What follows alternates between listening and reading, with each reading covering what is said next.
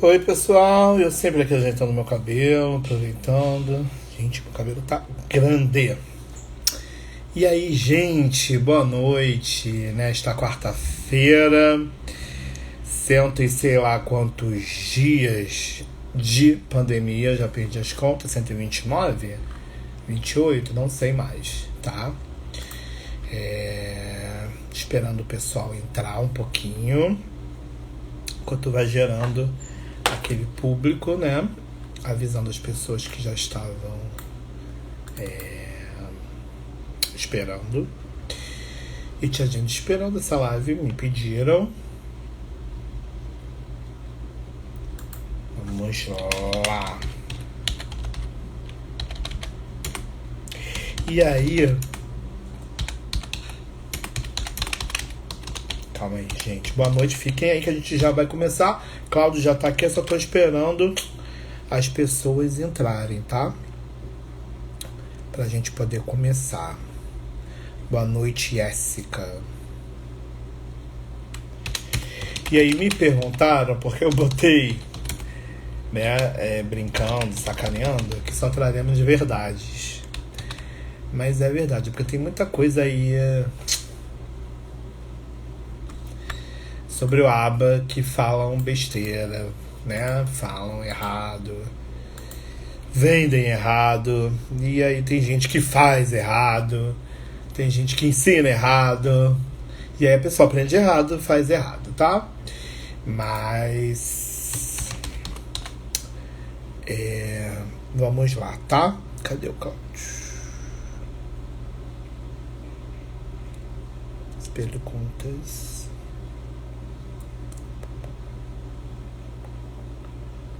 Boa noite, gente. Cadê você, Cláudio? Não estou te encontrando. Eu vi você aqui. Ah, tá. Estamos conectados, então por isso que eu brinquei lá, só traremos verdades, tá? Oi, meu querido. E aí, Thiago, tudo bem? Tudo bom? Tudo bem, graças a Deus. Amém, né? Nessa loucura da pandemia. Exato. Mas seguimos aí, seguimos. Nesse domingo infinito, eu me sinto na caverna do dragão. Exato, Parece que exato.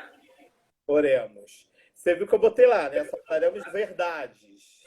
É isso aí, essa é a nossa intenção. Desmistificar, né? Desconstruir, como você estava falando aí há pouco, essas ideias possivelmente distorcidas sobre a análise do comportamento, né? Né? E aí vamos lá, vamos começar com a pergunta que domina a propaganda, né, da live. O que é Uhum. terapia ABA? O que é? O que é? Muito bom, Thiago. Eu acho que a sua pergunta, ela já tem um indicativo. Deixa eu tentar pôr um fone, tá meio baixo aqui o seu áudio. É porque o Peraí. meu fone é embaixo. Então, como ele está apoiado, se eu botar o fone, eu não, Aham. eu não fica apoiado. Tá, não, o meu rola assim.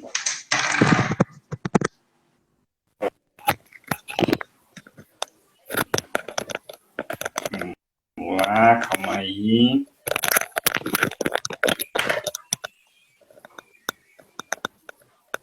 Ó, tá. Meu Deus, socorro! Pronto, foi. E eu acho legal porque a sua pergunta é: o que é terapia, aba? Então, quando você fala terapia, você já está partindo de uma premissa, né? Porque o que eu ouço frequentemente é o que é o É. método aba, né? Dos professores, eu já sei que não é método, né? Então, Já está afiadíssimo, né, Thiago? E talvez, para quem não é da área, essa diferença ela seja pouco relevante, né? Porque você pode falar assim, tá, e daí, método, terapia, tanto faz como tanto fez. Na verdade, tem uma diferença importante, né? Porque quando a gente fala de método, a gente está se referindo a algo igual. né? Então, um método, por exemplo, o método para fazer um bolo de fubá é o mesmo no Brasil, na Argentina, nos Estados Unidos, na China, em qualquer... Porque aquele processo, ele tem que ser seguido. É um método. E se é um método de fazer bolo, significa que em todos esses lugares, o resultado que você vai ter depois de cumprir cada etapa vai ser um bolo de fubá, no caso, né? Pois bem, quando a gente fala de pessoas, não existe um método ABA, né? Existe uma terapia, existe uma ciência que vai se preocupar, principalmente a parte aplicada, com as singularidades daquele indivíduo, com as necessidades que ele tem. Então, por exemplo, lá na clínica que eu trabalho, a gente tem um monte de programas de intervenções comportamentais diferentes entre si, porque o que o João precisa é diferente do que a Maria precisa. O que funciona muito bem com o Marcelo não é eficaz com a Joaquina, né? Então, existe uma preocupação de pensar numa prestação de serviço que ela seja individualizada. E aí a gente já começa na terapia, né? Então, ela não é método por conta disso, porque não é igual para todos.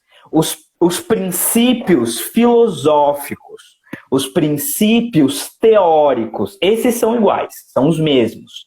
Mas o que eu vou fazer para cada criança vai ser de acordo com a necessidade de cada um. Bom, dito isso, né? Se você é profissional, por favor, não se refira como método, porque os analistas do comportamento ficam profundamente chateados com essa definição. Chateado com Bom, a gente quer matar quem usa. Não vou usar o eu acho que a sua colocação ela é mais assertiva, eu concordo com você. Fica muito bravo. Vejo propaganda de curso, de palestra, né, livro de profissionais que se denominam analistas de comportamento, que põe lá método ABA. Aí eu falo assim, exato. A gente quer... Exato. Assim, né? Então, exato. Aí não é método. Então, se você ler método, já sabe que aquela pessoa ali está completamente errada. Exato. Tá? Exato. Pega outro caminho. Mas aí tá. Exato. É uma terapia individual, a gente sabe que tem uma avaliação, né, comportamental. Para quem faz um curso, né, todas as informações, né, são passadas, né? Aqui na live a gente vai tentar tirar só algumas dúvidas. E aí a gente entra num ponto que no Brasil, diferente lá de fora, o profissional, aqui a gente ainda não tem ainda, né, um órgão, né? A BPMC está tentando fazer aí uma validação, né? Algumas coisas bem bacanas, ele já tem alguns documentos, né? Tanto de curso, mais ou menos o que o profissional pode ser, você já apresentou na aula, né? O aplicador. Mas eu vejo hoje um monte de gente que faz curso de um dia se denominando analista do comportamento.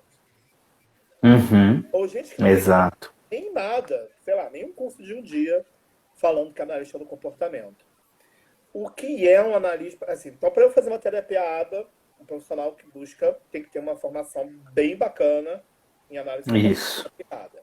E aí, o que é um analista do comportamento? Que profissional é esse? Que tem algumas mães aqui que eu já sei, que eu já vi aqui, que eu conheço, que aí devem estarem se perguntando, tá, mas aí como é que profissional eu busco, Cláudio, Thiago, para fazer essa terapia?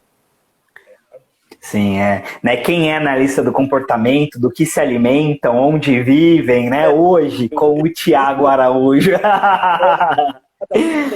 Doido. Tá. Então, assim, vamos entender, né? Tem um processo histórico aí importante que a gente precisa discutir. A análise do comportamento, ela veio dos Estados Unidos. Nos Estados Unidos existe órgãos e na verdade, assim, cada estado tem um conjunto de leis que especifica a prestação de serviços em análise do comportamento. Em grande parte dos estados Unidos, o BACB, que é uma instituição de análise do comportamento americana, ela é uma certificação. Então, seria análogo ao que é a BPMC, que é a Associação Brasileira de Psicologia e Medicina Comportamental aqui no Brasil, né? Então, lá é uma profissão. Lá é uma profissão. Então, eu posso ter um ensino médio completo e eu posso me tornar um analista do comportamento, sob alguns critérios. Então, essa divisão que a gente utiliza aqui no Brasil é a mesma que é utilizada lá. Então, como que a gente tem um aplicador, o aplicador lá eles chamam de RBT, né, que é a pessoa que vai passar uma quantidade de horas importante com a criança, né? A terapia ABA, ela consiste, entre outras coisas, um volume de horas, né? Uma terapia, 1 hora, uma vez por semana, não pode ser caracterizado como terapia intensiva precoce, por exemplo, né? Porque ela precisa ter um volume grande de horas. Então, quem faz essas horas? O RBT, o aplicador. Quem é o aplicador? Qual é a formação que esse cara precisa ter? O aplicador, a priori, seria interessante que ele tivesse um curso de formação, né? Na contratação, a recomendação da BPMC é essa, na clínica que eu trabalho, a gente vem se esforçando para, na hora de contratar um profissional para trabalhar com pessoas com TED, ele ter um curso de 40 horas semanais ou mais, né? 40 horas de duração ou mais, né? E esse é o aplicador. Só que esse curso de formação, ele não dá conta de aprofundar todas as variáveis, todos os conhecimentos da análise do comportamento, né? Então, ele é um cara que ele vai ter um conhecimento inicial, ele vai estar apto para trabalhar, mas ele ainda vai ter dificuldade de fazer planejamento de ensino, de avaliar gráfico, de avaliar desempenho, de desenhar intervenções, né? Então, esse cara ele é o aplicador. O pulo que a gente vê, algumas pessoas, algumas vezes, elas nem fazem esse curso de 40 horas. A gente está falando de um curso de um final de semana.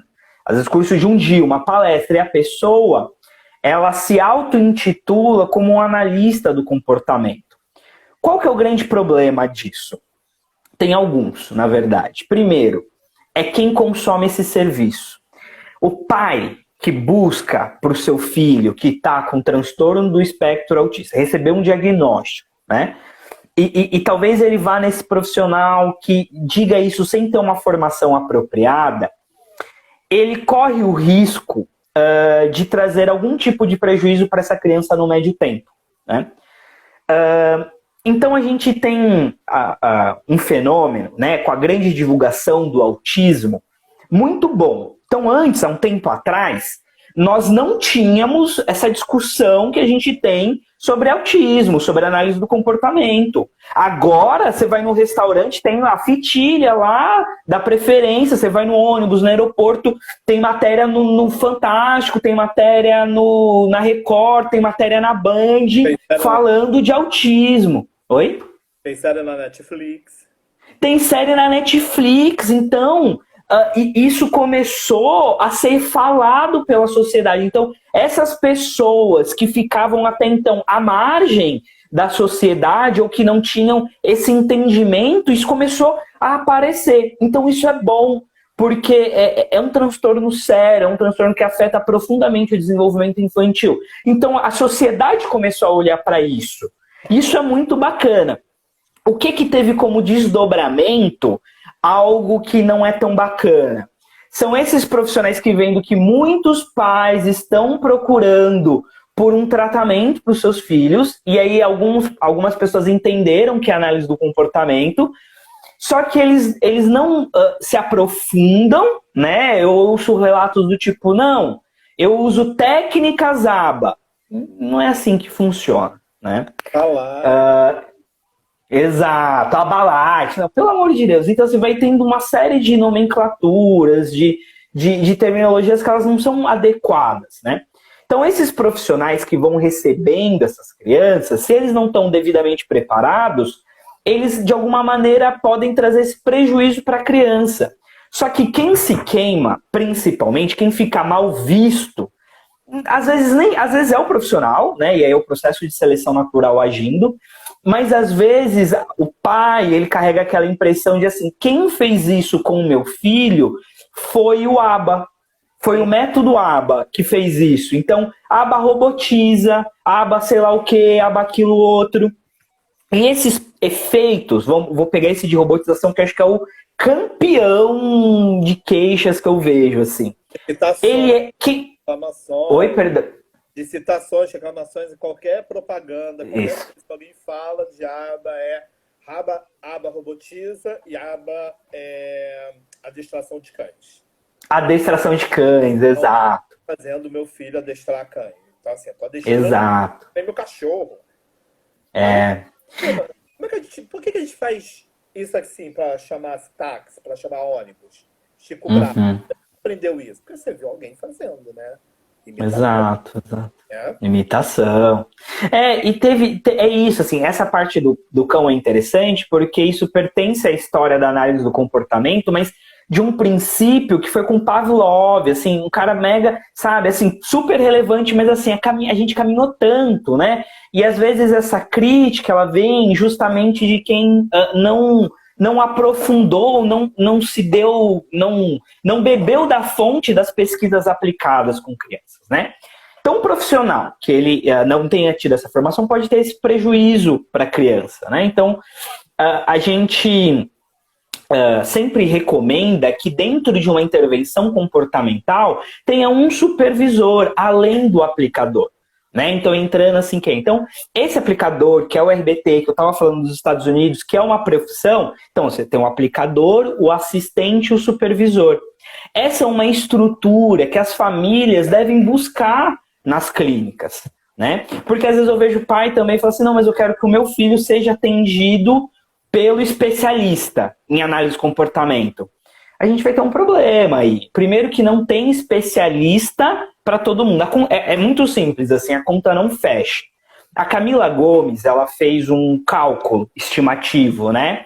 E ela fez assim, pegou todos os CRPs ativos, partindo do princípio que todo mundo que é psicólogo vai trabalhar com criança, que não é verdade, né? Então ela pegou todos os CRPs ativos e ela fez uma estimativa que cada psicólogo teria aproximadamente 11 crianças. 11 crianças. No Brasil, todos os CRPs ativos. Bom, essa conta já não fecha porque a minha esposa é psicóloga e ela corre de criança. O negócio dela é adulto, né? Na clínica, principalmente. Né? Então, enfim, ok. Se a gente fosse reduzir esse número para quem é analistas do comportamento, cada criança, cada analista do comportamento teria em torno de 17 ou 30 crianças, alguma coisa assim, eu não lembro o número exato, mas era um número nesse sentido. Aí já tem um problema, porque eu não atendo 30, não atendo, é bem menos assim, o número que eu supervisiono. Então, e quem está com as outras? Você entende? Então, hoje a gente está numa discussão de formação, então a gente está se esforçando muito, o Thiago, quando ele promove os cursos de formação, qual que é a ideia? Qualificar pessoas com conhecimento de qualidade, e o Thiago, eu tenho visto que ele só chama quem é mestre ou doutor, assim, na área, para dar os cursos, as aulas. Então ele está garantindo que, quem está se formando está tendo uma formação de qualidade, excelente. Só que a gente precisa de muito mais pessoas para dar conta desse volume, né? E esse vai ser o aplicador. Só que ele vai ter um limite de possibilidades, de demanda, de construção. E aí entra o papel do supervisor, que é esse cara, a recomendação da BPMC é que ele seja pelo menos mestre em análise do comportamento, tá? Não necessariamente esse cara precisa ser psicólogo, tudo bem? Então a gente tem analistas do comportamento que são uma grande referência para a nossa área e não necessariamente eles são psicólogos, tudo bem? E eu acho que isso que é muito bacana da análise do comportamento, porque ela é democrática. Fonoaudiólogo pode ser um analista do comportamento, terapeuta ocupacional pode ser um analista do comportamento, pedagogo, psicopedagogo, educador físico, fisioterapeuta. né? A análise do comportamento, ela não é um patrimônio da psicologia, não. Eu conheço pais que eles, assim, deitam e rolam em cima dos conceitos da análise do comportamento, porque eles se apropriaram muito bem disso. Então, para aplicar as intervenções comportamentais, você não precisa ter um semestre ou ser especialista, né? Você precisa ter um curso introdutório, é importante. Para você ser um analista do comportamento, de acordo com esses critérios, seria você ter um mestrado ou um doutorado, né? Ou até mesmo alguma especialização aí de 2 anos, enfim, ter uma carga horária que caracterizaria como especialização. Então, esses profissionais, eles seriam analistas do comportamento. Qual que é o papel deles? Não é atender a criança 20 horas semanais. O papel deles é, através da análise dos dados que é coletado nas sessões, né, através dessa análise de dados, dele fazer determinações. Então, assim, ó, agora a gente vai fazer isso, isso, isso, a gente vai para cá, parará. Faz os ajustes. É um papel analítico, um papel de tomada de decisão. É um papel também, de alguma maneira, o supervisor, ele não deixa de ser uma espécie, né, uma espécie de gestor de equipe.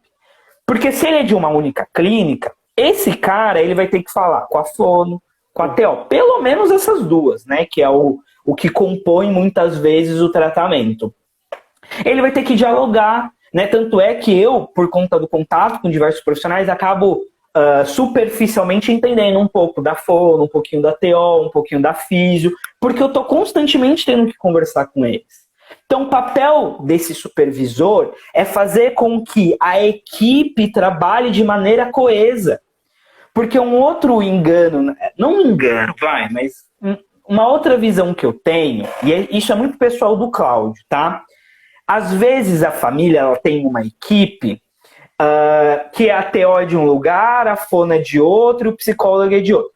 Tudo bem que vocês vão falar assim, Cláudio, beleza, mas não tem uma clínica que tem todas as especialidades. De fato, é difícil de achar. Tudo bem? Então, nesse aspecto eu super entendo. Mas, pegando esse exemplo, se esses profissionais que são de locais diferentes, eles não têm uma coesão de trabalho entre si, muitas vezes é o supervisor em análise do comportamento que contribui para essa coesão, não adianta cada um estar remando por um lado, né? Os profissionais precisam estar alinhados. Né? Então, esse papel do supervisor é um papel estratégico muito importante. E é ele que vai garantir a eficácia dessa intervenção. Tá? Tiago, tem uma mãe perguntando aqui, a gente deixa as perguntas para o final, responde agora. Já que você parou, tem uma pergunta aqui. Quem faz pós-graduação ABA pode ser supervisor? Ele pode. Assim, não é que... Não, né, Cláudio? Porque eu vejo... Ponto. Isso. Eu vejo um samba do Cristo doido. Eu tinha uma pós que eu arrumei até confusão com uma pessoa que era... não digo amiga, mas conhecida minha, eu nem sabia que ela era coordenadora daquela pós. Mas vinha assim, era pós em aba para autismo. De aba só tinha uma aula, assim, uma matéria, porque o resto era TCC, eram umas coisas que não tinham nada a ver lé com cré. Só que aí a pessoa tem certificado de pós-graduação em aba. Mas se você vê lá o currículo, né, a grade da pós, era TCC, tinha coisa de terapia cognitiva comportamental, tinha umas coisas. Isso aí não é aba. Isso aí, o aba em si era uma matéria. Autismo, tinha matéria sobre autismo, então a gente tem que ter um cuidado também, né? Com a pós. Eu acho que seria bacana você falar um pouquinho, explicar que TCC, terapia cognitiva comportamental, é uma coisa. Isso. E análise de comportamento aplicado é outra. Não é só porque tem o nome comportamental que é a mesma coisa, não, tá, gente? É quase que... Exato. 2 recipientes diferentes. Exato. Eles têm um nome bem parecido, mas existe uma forma de se interpretar o comportamento bem diferente entre elas, né? Então, por exemplo, a gente tem um movimento na psicologia. Por que a gente bate, né? Talvez alguém se pergunta, mas por que de acha esses meninos tá falando tanto? Qual que é a grande preocupação? Qual que é o movimento que existe dentro da saúde, de uma maneira geral. Práticas baseadas em evidência científica, né? A ciência hoje é a nossa melhor escolha na hora de tomar uma decisão, né? Então vamos supor que a gente quebre o braço. Eu quebro o braço, vamos supor. Aí eu vou no médico e ele me receita um floral para consertar o meu braço quebrado, uma fratura exposta, imagina. Isso não tem pé nem cabeça, porque floral não é uma prática, não tem estudos científicos que sustentem o uso de floral para braço quebrado, né? Esse é um exemplo grosseiro, mas quando a gente olha para a saúde é a mesma coisa. Quando a gente está com dor de cabeça, o médico ele fala assim, tô com dor de cabeça. Então ele passa, sei lá, dor de cabeça, dipirona, sei lá. Dipirona, 8 miligramas a cada 3 horas por 7 dias seguidos.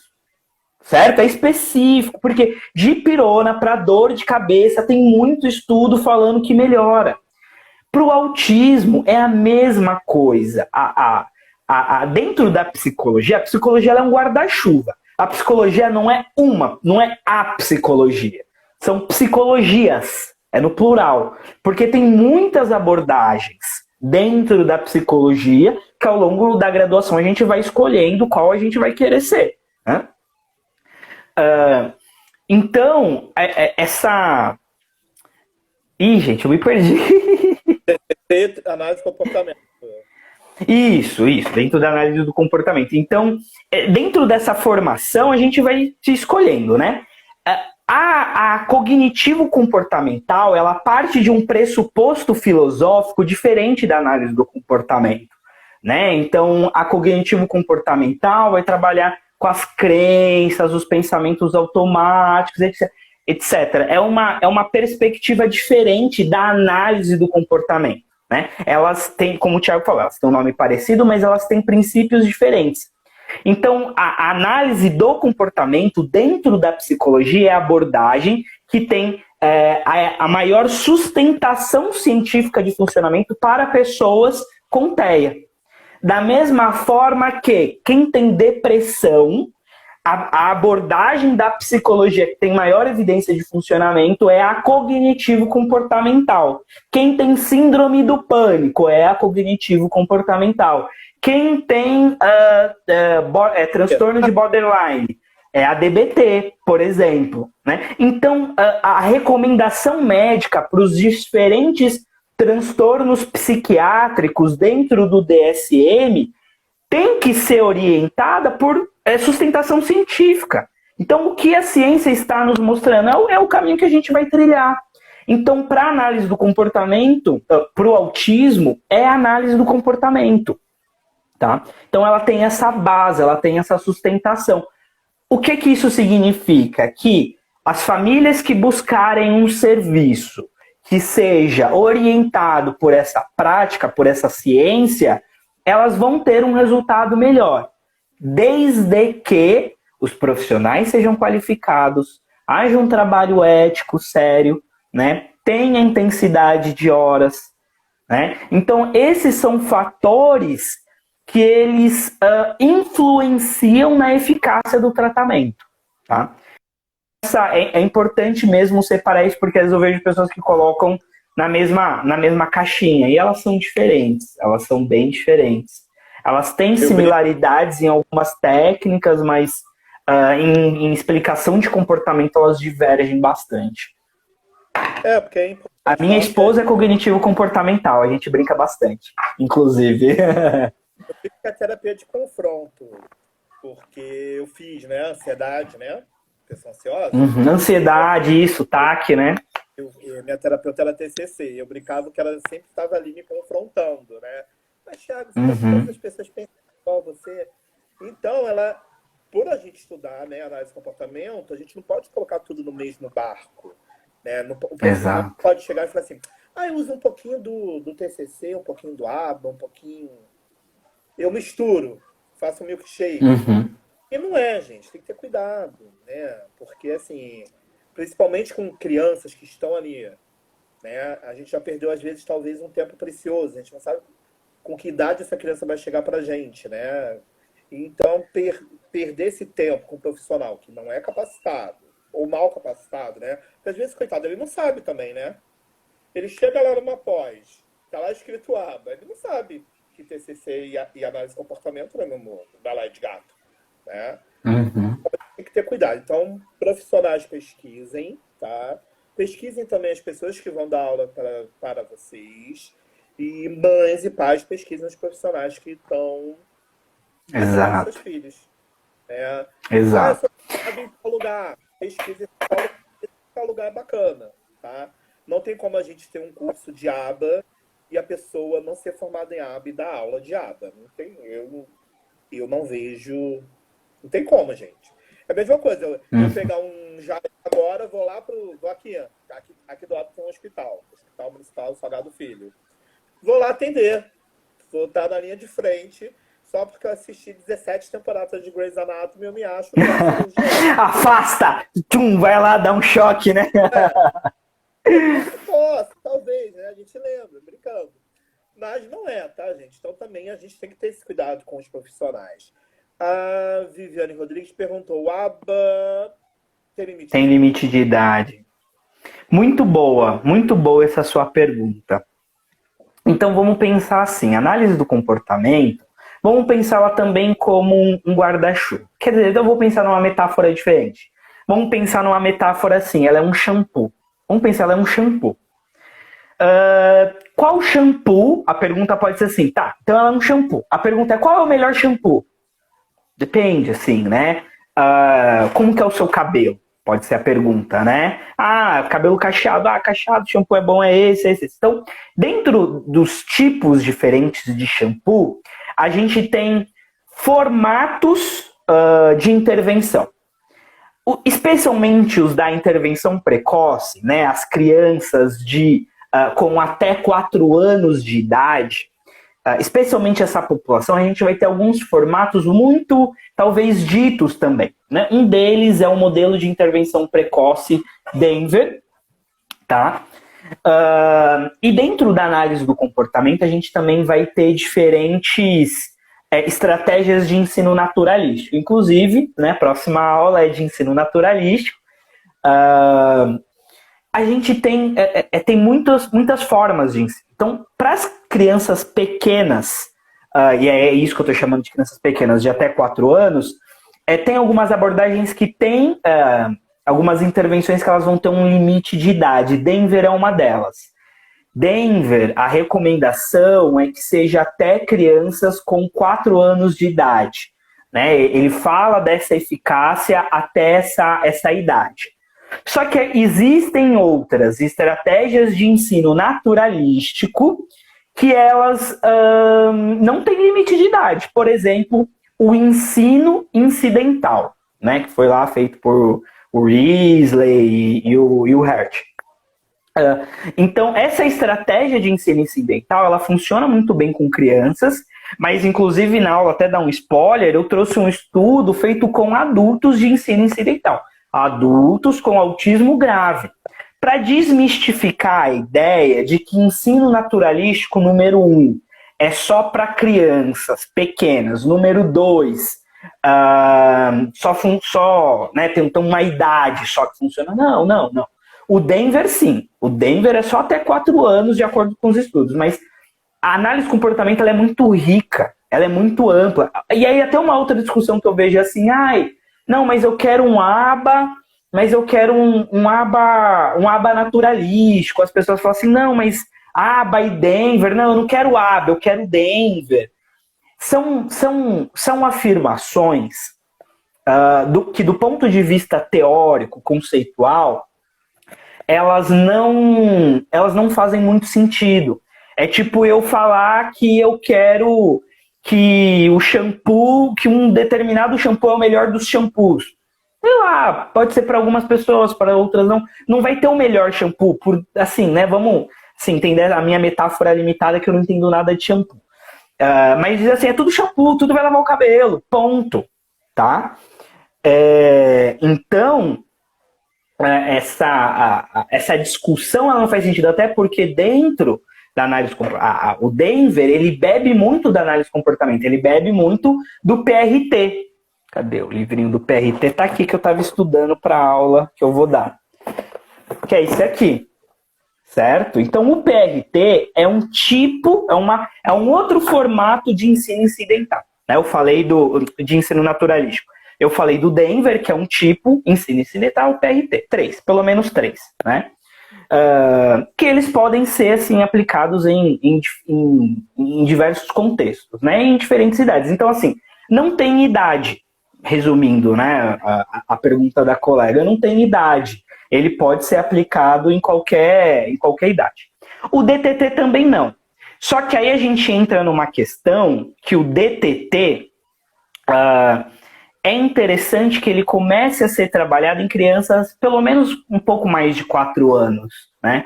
Eu acho que os ganhos da intervenção precoce dentro de um modelo naturalista é bem importante. Mas dá para fazer DTT também. Dá para fazer a DTT, mas aquela DTT que não vai ter uma mesa. Tudo bem? Porque treino por tentativa discreta, por definição, né, ensino por tentativa discreta, melhor.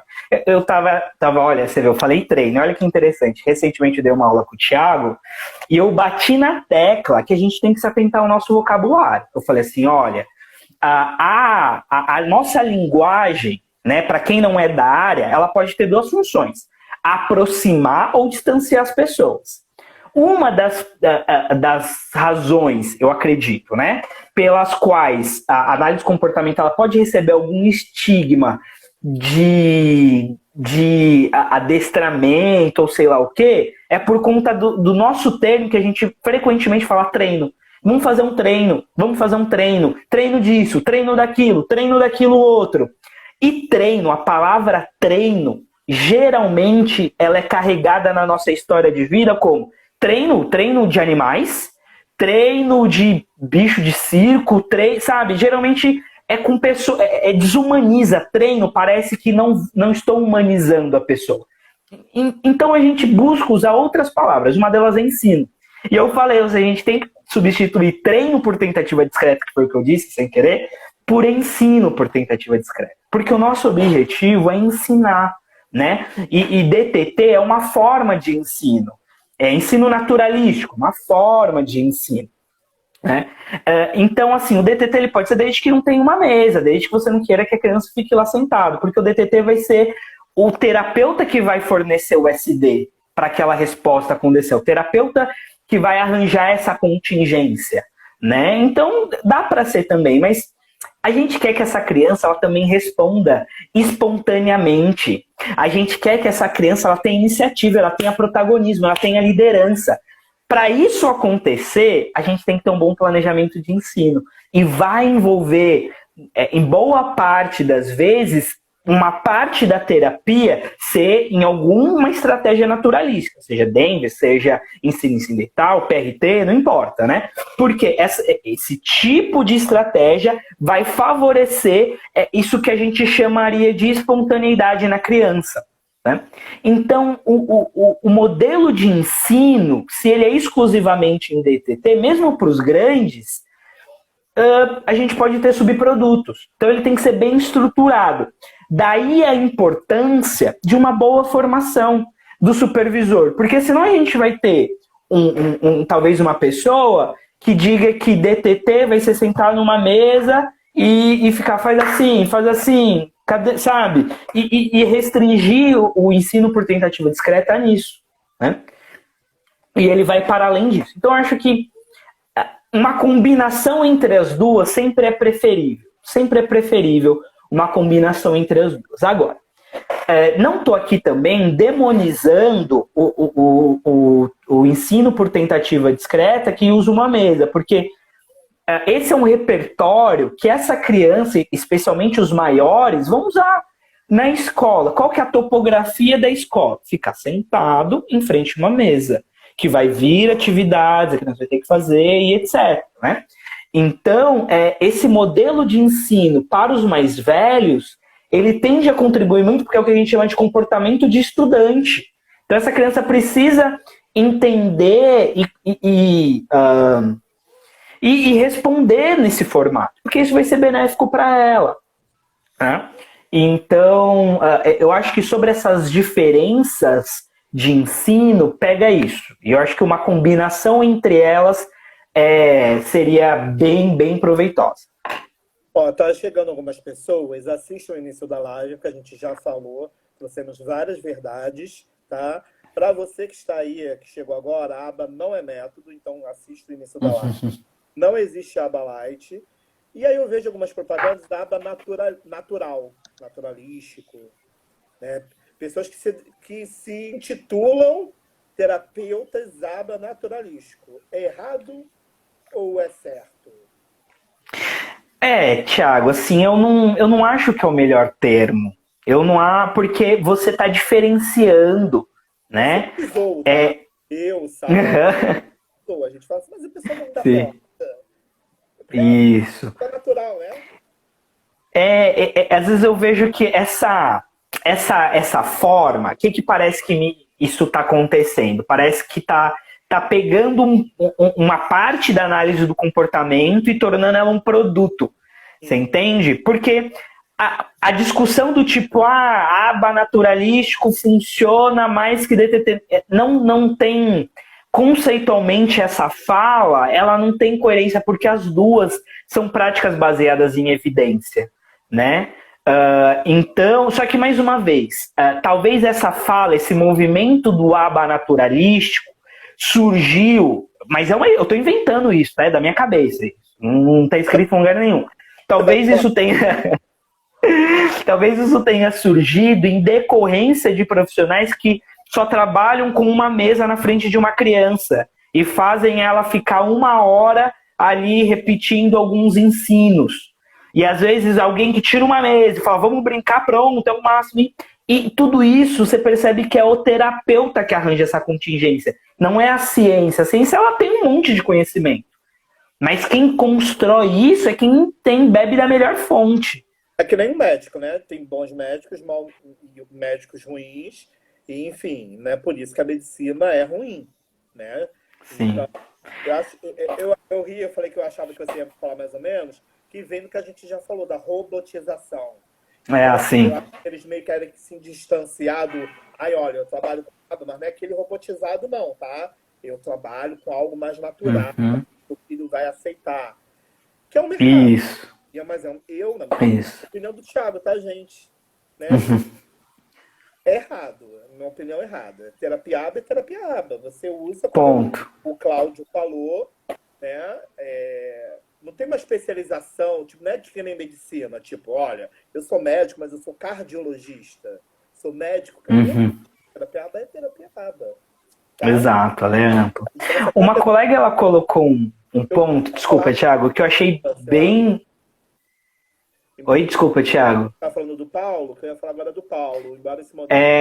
que teve um comentário, o Paulo ele fez um comentário bem legal, que a colega ela colocou um assunto de judicialização das terapias. Eu queria muito falar disso, mas aqui o Paulo ele comentou uma coisa interessante, né? Ele falou assim, embora esse modelo de ensino seja inadequado, até mesmo para o ponto de vista músculo-esquelético, né? Estímulos, movimentos e atividades e o modelo de ensino exato. Acaba com a pessoa. Acaba. Se eu entendi bem, você está falando assim, ficar, do ponto de vista fisiológico, essa estrutura também é prejudicial. É isso, né? Eu entendi certo, é isso. É um modelo que vem da Idade Média. Então, assim, ele já está isso. Né? E a gente utiliza esse modelo lá na primeira infância. Ou seja, a gente já está voltando para aquele corpo que ainda está se formando, né, a um modelo corporal que vai ser prejudicial às vezes para ele. Exato. E eu acho que isso é muito importante também, Thiago, porque é o seguinte, esse modelo, né, ele é o do Lovaas, né? E o Lovaas ele teve resultados muito importantes usando essa estratégia, então ela é altamente eficaz. Só que a própria forma de se fazer, houve uma preocupação da comunidade de tornar isso cada vez melhor. cada vez mais humanizado, que é o que entra na crítica que fazem, né? Além do que, como ele, na condição de fisioterapeuta, colocou, de que assim, a gente tem um prejuízo como é músculo esquelético, né? E aí vamos pensar assim, as crianças com TEA, uma porcentagem delas tem hipotonia. Então você imagina você pegar uma criança que ela tem hipotonia, né? Já é uma criança mais assim, que não tem tantos movimentos, você deixar ela sentada, meu amigo, o desenvolvimento motor, isso talvez seja até uma área pouco explorada, mas o desenvolvimento motor, ele tá pouco explorada por nós psicólogos, né? Ele está relacionado de uma maneira importante com a fala, né? Planejamento motor, planejamento de ações, do ponto de vista motor, está muito envolvido com a fala. Tanto é que o PediaSuite, que é um tipo de terapia intensiva que vai trabalhar essa questão dos movimentos, afeta diretamente a linguagem da criança. Né? Então, muitas vezes a gente quer ensinar uma determinada resposta para a criança, ela não aprende, não é porque ela não quer, não é porque o professor está errado, é porque ela tem uma questão motora que antecede o que a gente está fazendo. Então, se a gente não tiver uma visão e uma contribuição de um fisioterapeuta, às vezes a gente vai estar enroscado em alguma habilidade, porque ela precisa ainda trabalhar uma questão motora. É muito comum crianças, eu falei das hipotônicas, né? Mas das crianças que elas não param o tempo todo.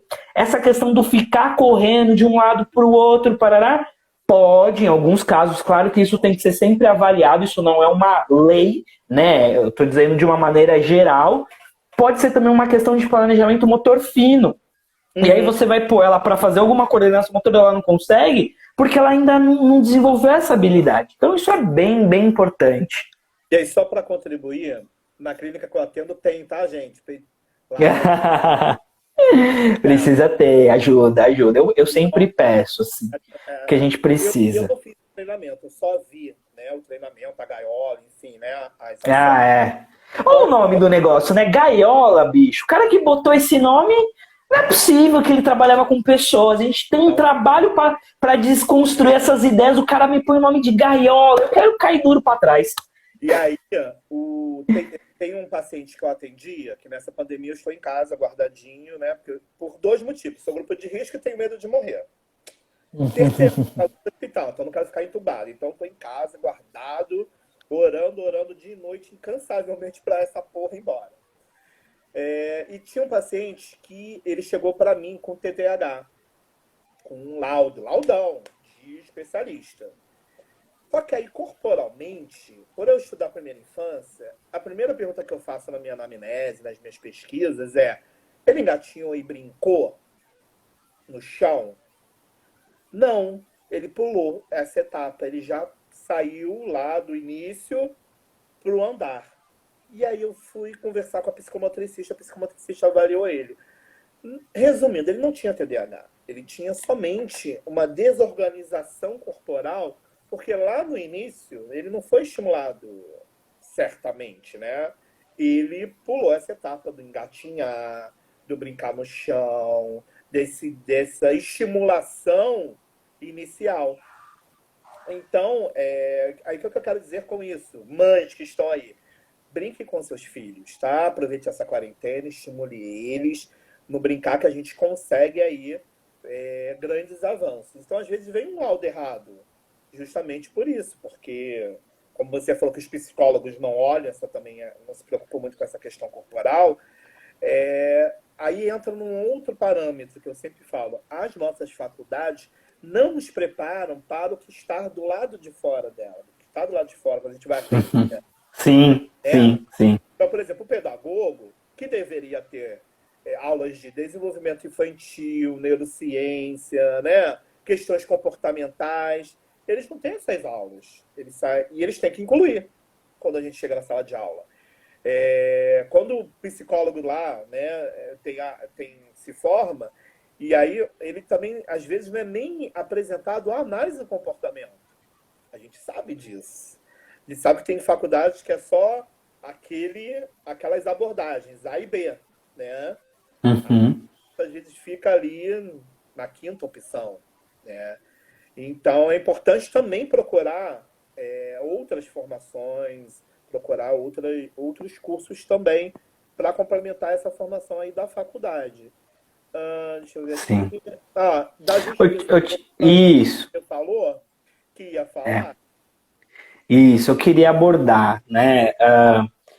Então, assim, eu sempre na minha fala, eu busco falar da ciência, porque o que eu penso, ou o que eu acho é pouco relevante. Na verdade, não significa nada. Então, mas tem muita gente que estudou para fazer uma afirmação coerente. Então, eu busco trazer isso, tá?